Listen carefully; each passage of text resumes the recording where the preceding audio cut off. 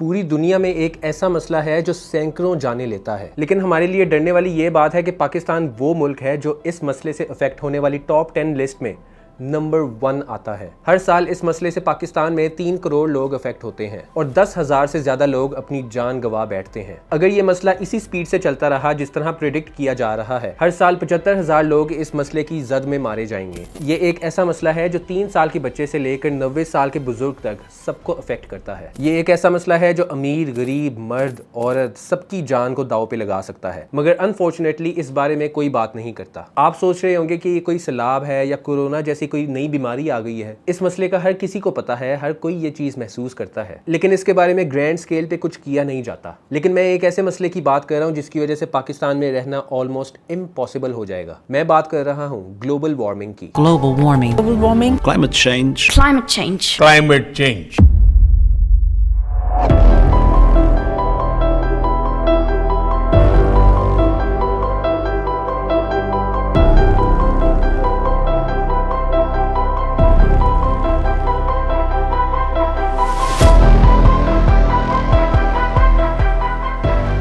Global warming के मुतालिक बहुत से लोगों की डिफरेंट राय होती है। कुछ लोग कहते हैं ये असल है, कुछ लोग कहते हैं ये कोई कॉन्स्पिरेसी है, कुछ कहते हैं कि ये इतना स्लो प्रोसेस है, कौन सा कोई दुनिया खत्म हो जाएगी। आपकी बात ठीक है, ग्लोबल वार्मिंग से दुनिया तो नहीं खत्म होगी, लेकिन पाकिस्तान इस वक्त एक डेंजर जोन में है, क्योंकि जर्मन वॉच की तरफ से मुनक्किद की गई ये रिसर्च दिखाती है कि साल 1993 में पाकिस्तान का CRI यानी क्लाइमेट क्राइसिस इंडेक्स 56 था। इसका मतलब है कि पाकिस्तान क्लाइमेट से इफेक्ट होने वाले मुल्कों में 56 नंबर पर आता था, मगर सिर्फ 27 सालों के अंदर अंदर साल 2022 में पाकिस्तान क्लाइमेट से अफेक्ट होने वाले मुल्कों में नंबर 1 पर आ गया। और हैरानी की बात यह है कि ऐसी इंफॉर्मेशन आपको मेन स्ट्रीम मीडिया पर नजर नहीं आएगी, क्योंकि सिर्फ साल 2022 में पाकिस्तान में 1700 लोग इसकी वजह से मारे जाते हैं। फॉर रेफरेंस, इस साल पाकिस्तान में दहशतगर्दी के हाथों 980 लोग मारे गए थे, और ये न्यूज आपके अखबारात, आपके टीवी चैनल्स पर आपको दिखाई जाती है। इससे पहले कि हम आगे बढ़े, हमें ये जानना होगा कि ये मसला पाकिस्तान में इतना प्रोमिनेंट क्यों है। एक फख्र की बात यह है कि ऑल्दो हमारा CRI नंबर 1 पर है, Pakistan global green house gas emissions में 1% से भी कम हिस्सा डालता है। ग्रीन हाउस गैसेस वो गैसेस होती हैं जो फैक्ट्रीज, गाड़ियों और सरप्राइजिंगली सबसे ज्यादा जानवरों की गैस से निकलती है। Yes, livestock methane alone accounts for about 14% of global emissions. In gases की वजह से जब ओजोन लेयर डैमेज होती है तो अर्थ और सन के बीच की ये UV रोकने वाली शील्ड खत्म हो जाती है, जिसकी वजह से हर साल गर्मी बढ़ती चली जा रही है। लेकिन सवाल ये उठता है कि पाकिस्तान में ही गर्मी क्यों इतनी ज्यादा महसूस होती है? आखिर क्या वजह है कि ये हीट वेव हर साल ज्यादा से ज्यादा जाने ले रही है? तो सुनो, ये सिर्फ तकदीर नहीं बल्कि एक खौफनाक कॉम्बिनेशन है जिसमें पाकिस्तान की भी गलती है और दुनिया की भी, और कुछ चीजें तो खुद पाकिस्तान की जमीन ने ही मुश्किल बना दी हैं। सबसे पहले बात करते हैं पाकिस्तान के नक्शे की। पाकिस्तान की जगह ऐसी है कि ये नेचुरली ऑलरेडी गर्मी का शिकार रहता है। हम ट्रॉपिक ऑफ कैंसर के बिल्कुल नीचे हैं, यानी वो एरिया जहां सूरज का घूमना सबसे इंटेंस होता है। थर और चोलिस्तान जैसे डेजर्ट वैसे ही जमीन को ताप देते हैं। नवाबशाह जैसे सिटीज में 2018 और 2022 दोनों में टेम्परेचर 50 डिग्री सेंटीग्रेड तक चला गया था, जो कि पूरी दुनिया में सहारा डेजर्ट के बाहर रिकॉर्ड किया गया सबसे ज्यादा टेम्परेचर है। और मसला सिर्फ टेम्परेचर का नहीं है, मसला ये भी है कि रात को भी उतनी ही गर्मी होती है, और जब एक शख्स ठंडा ना हो पाए तो बॉडी उसकी ओवरहीट होती चली जाती है। एक चीज होती है जिसको अर्बन हीट आइलैंड कहते हैं। पाकिस्तान के बड़े शहर जैसे कि लाहौर, कराची, पेशावर, इनमें लाखों की तादाद में सीमेंट और एसफॉल्ट की बनी बिल्डिंग्स हैं। ये मटेरियल दोपहर में हीट को अपने अंदर स्टोर करता है, और जब रात होती है तो ये हीट को रिलीज करता है, जिसकी वजह से रात को भी टेम्परेचर काफी गर्म हो जाता है। 2023 की लाहौर अर्बन क्लाइमेट रिपोर्ट के मुताबिक सिटी का नाइट टेम्परेचर सराउंडिंग एरिया से 4 डिग्री ज्यादा रहता है। इसका मतलब है कि लाहौर लिटरली रात को भी उबलता रहता है। लेकिन सबसे पेनफुल बात यह है कि हमने तो दुनिया को बर्बाद ही नहीं किया। पाकिस्तान का ग्लोबल कार्बन एमिशन में सिर्फ 0.9% हाथ है, लेकिन फिर भी हम सबसे ज्यादा मार खा रहे हैं।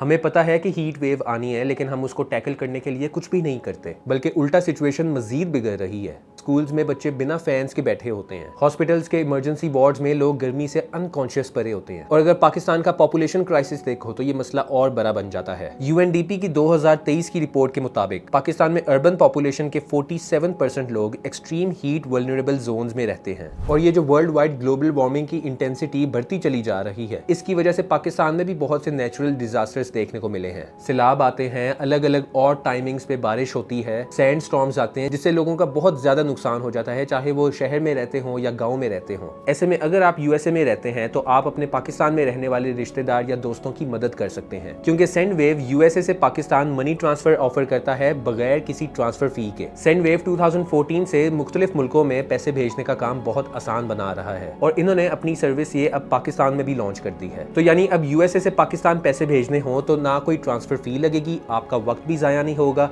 और आपको एक्सचेंज रेट्स भी अमेजिंग मिलेंगे। सेंडवेव फास्ट है, सिक्योर है और इसको इस्तेमाल करना भी बहुत आसान है। और सबसे अच्छी बात यह है कि अगर आप पहली दफ़ा सेंडवेव इस्तेमाल कर रहे हो तो आपको $20 का फ्री क्रेडिट मिलेगा 15 जून 2025 तक। उसके लिए मेरा प्रोमो कोड ZIA20 इस्तेमाल करना मत भूलना। और अगर आप पाकिस्तान में रहते हो तो ईद आई खरी है, अपने यूएसए वाले रिश्तेदारों से ईदी मांग लें। आगे बढ़ते हैं। पाकिस्तान की गर्मी में सबसे ज़्यादा मेहनत करने वाले वो लोग हैं जो रोज़ाना सड़कों पर घूमते हैं। फूड पांडा के राइडर्स, बाइकिया वाले, रिक्शे वाले, मैकेनिक्स, मोची और भी बहुत से लोग। ये लोग धूप के नीचे घंटों तक काम करते हैं, बिना एसी के, बिना फैन के, सिर्फ अपनी रोजी रोटी के लिए। ये असली हीरोज़ हैं जो इतनी शदीद गर्मी बर्दाश्त करके अपना फ़र्ज़ निभा रहे हैं। और मैं सबको इनकरेज करूँगा कि जब ये लोग आपके डोर स्टेप पे आएँ तो इनको थोड़ी बहुत टिप लाजमी दिया करें। लेकिन सवाल ये है कि अगर गर्मी वर्ल्ड वाइड ज़्यादा बढ़ती चली जा रही है तो बाकी मुल्कों ने इसको किस तरह टैकल किया है। फ्रांस में जब 2003 में एक तबाहकुन हीट वेव ने 15,000 से ज्यादा लोगों की जान ले ली तो हुकूमत ने फौरन से प्लान कैनिक्यूल लॉन्च किया,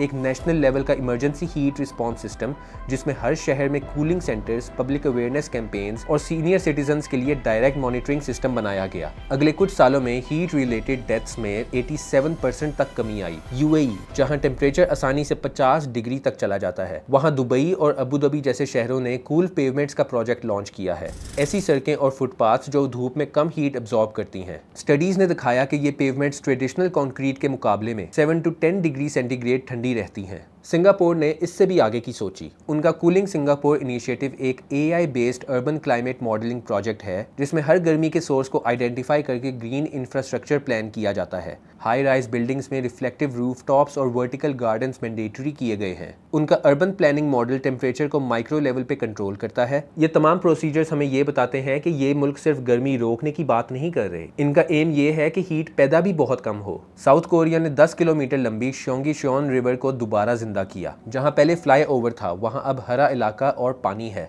और लोकल टेम्परेचर में 5 डिग्री तक की नोटिसेबल रिडक्शन हुई।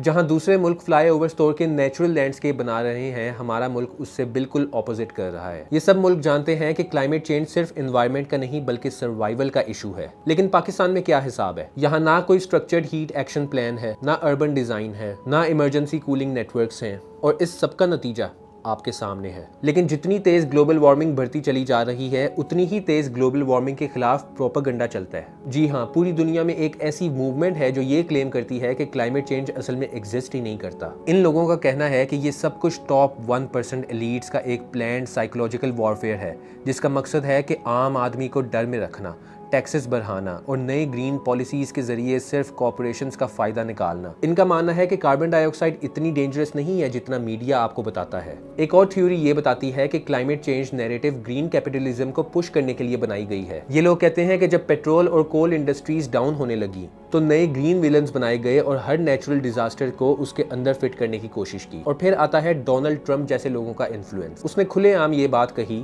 कि the concept of global warming was created by and for the Chinese in order to make US manufacturing non competitive.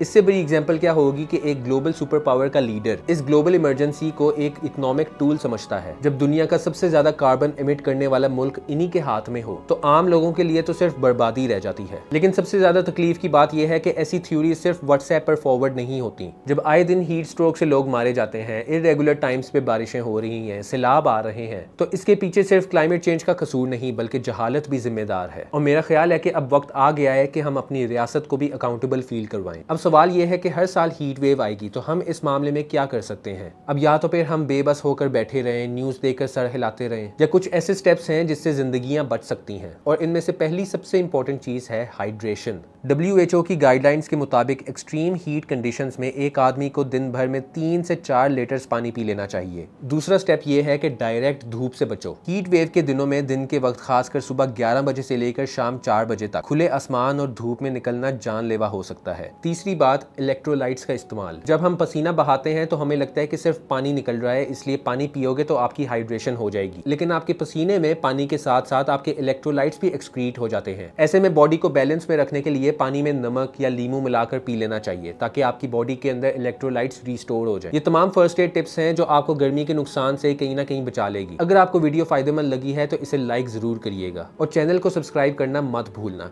तब तक के लिए अल्लाह हाफिज।